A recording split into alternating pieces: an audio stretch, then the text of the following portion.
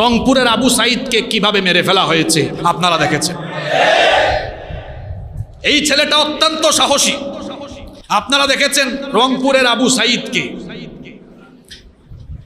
গুলির সামনে কিভাবে সিনা টান করে দাঁড়িয়েছিল, গুলির সামনে সিনা টান করে দাঁড়িয়েছিল।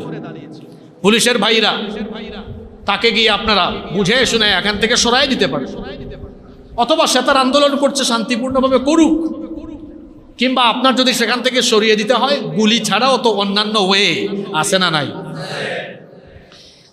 যেভাবে গুলি চালালো মনে হচ্ছে যেন ৭১ সালের পাকিস্তানের জানোয়াররা যেরকম এদেশের মানুষের উপরে গুলি চালাতো ঠিক ওই কায়দায় আমার ভাইয়ের বুকে গুলি চালানো হয়েছে।